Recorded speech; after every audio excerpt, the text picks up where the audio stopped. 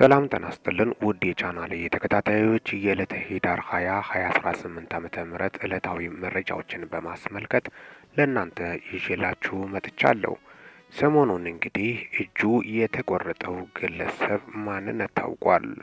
በሌላ መረጃ እንግዲህ ደመት የሚገባው የኢትዮ ኤርትራ ውዝግብን በማስመልከት አቶ ጌታቸው ረዳ አስረግጦ የተናገሩት ንግግር አለ። ቀጣዩ የኢትዮ ኤርትራ እጣ ፈንታ ምን ይሁን የሚለው የበርካቶች ሀሳብ ሆኗል። ክቡራትና ክቡራን ዩቱብ አድማጮቼ ወደ ዝርዝር መረጃ እሻገራለሁ። እስከ መጨረሻው እንድታደምጡኝ በትህትና ጠይቃለሁ።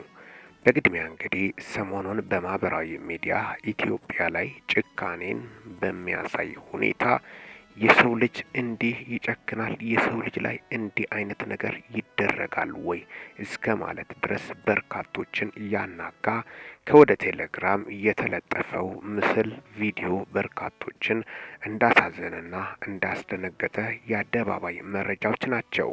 ሺህ ጊዜ የፖለቲካ ቁማር ሊኖር ይችላል፣ ግን በሰው ልጅ ላይ እንዴት በዚህ ደረጃ ይጨከናል? እንዴት የሰው ልጅ በዚህ ደረጃ አረመኔያዊ ተግባር ይፈጽማል? በማለት በርካታ ኢትዮጵያኖች እንባ በእንባ ሆኖ ነበር ሲቀባበሉት የተስተዋለው። ታዲያ ከዚህ ጀርባ እውነታው ምንድነው? በማለት በርካቶቹም ሲገልጹ ተስተውሏል። እንግዲህ እጁ የተቆረጠበት አባል እንደሚባለው ከዚህ በፊት ፋኖ አባል ኋላ ደግሞ ለመንግስት እጅ የሰጠ ነው የሚባል ነገር አለ። ታዲያ እጁን የቆረጠው ግለሰብስ ማን ነው? ግለሰቡን በማስመልከት አንገቱ ላይ እንግዲህ ፋኖን በማስመልከትም ከዚህ በፊት የፋኖ አባል እንደነበረ ከ13 እና 14 ቀን በፊት ደግሞ ለመንግስት እጅ እንደሰጠ ወረኢሉ ኮሚኒኬሽን መረጃ ማጋራቱ የሚታወስ ነው። ታዲያ ይህ ከመንግስት ጸጥታ ኃይል ጋር አብሮ የተቀመጡት ምስሎች ማህበራዊ ሚዲያ ላይ ሲዘዋወሩ ነበር። ከፊሎቹ ይህ የመንግስት ጸጥታ ኃይል በኤአይ የተቀናበረ ነው ይሉታል። ሌሎቹ ደግሞ አይ በኤአይ አልተቀናበረም እውነታ ነው በማለትም ከነ ማስረጃው ደግሞ ሲያስደግፉም ተስተውሏል።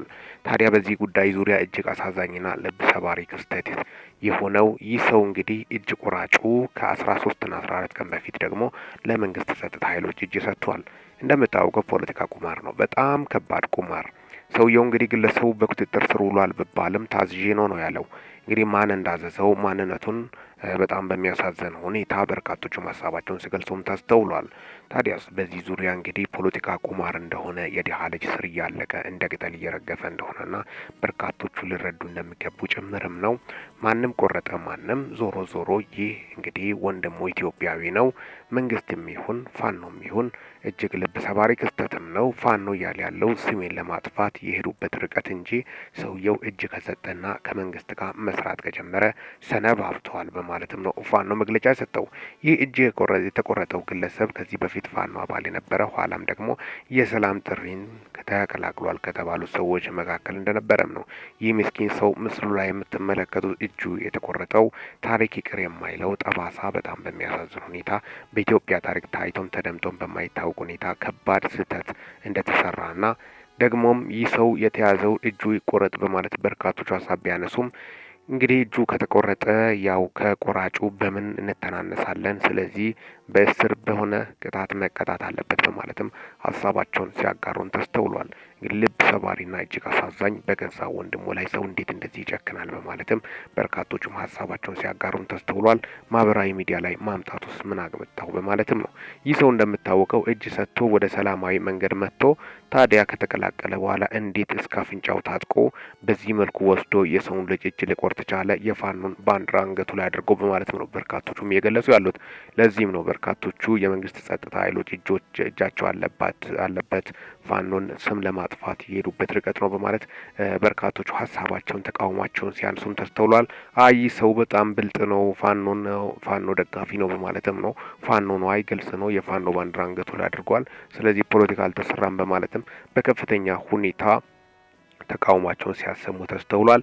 እውነትና ንጋት እያደር ይጠራል። በጣም በሚያሳዝን ሁኔታ ዞሮ እጁ የተቆረጠበት ግለሰብ እውነታው ምናልባት ሊያውቅ ይችላል። ከምን የተነሳ በምን ሞቲቭ እጁ እንደተቆረጠ ምናልባት ሊታወቅ ስለሚችል እጅግ አሳዛኝና ዘግናኝ ለጆሮም የሚሰቀጥጥ ነገር ነው። በዚህ ደረጃ እንዴት ፖለቲካ ይሰራል በማለትም ነው በርካቶቹም እየገለጹ ያሉት። ሌሎቹ ደግሞ ሺህ ጊዜ ጭካኔ ቢኖር እንደዚህ ይደረጋል ወይ? ምናልባት ራሱ ፋኖ አድርጎትስ ቢሆን እንደዚህ ያደርጋል ወይ? በማለትም ነው በዚሁ ደግሞ ትግል አይደረግም በማለትም ነው ሀሳባቸውን እያጋሩ ያሉት። ይህ የአማራ ክልል የእርስ በርስ ግጭት በአሁኑ ሰዓት በርካታ ኢትዮጵያኖች ንጹሃኖችን እንደ ቅጠል እያራገፈ እንደሚገኝ ጭምርም የአደባባይ መረጃዎችና እውነታዎች ናቸው። ሌላኛው መረጃ እንግዲህ የተሰማው የኢትዮ ኤርትራ ጉዳይን በማስመልከትም ነው። አቶ ጌታቸው ረዳ ስለ ኢትዮ ኤርትራ ጉዳይ ቃለ መጠይቅ ላይ ነበሩ። ሰሞኑን ኢትዮ ኤርትራ መቼም ቢሆን ወደ ጦርነት እንደማይገቡ ግልጽ ነው በማለትም ነው እንግዲህ ኢትዮ ኤርትራ ረጅም ዓመት እንግዲህ ዘመናት የተሻገሩ የጋራ ሀገር አንድነትና ባህላዊ ትስስር ያላቸው በደም የተሳሰረ ህዝብ እንደሆነ ጭምርም ነው። የፖለቲካ ቁማርና ልዩነት ግን ኤርትራ ሀገር ሆና ለብቻ እንድትወጣ አድርጓታል።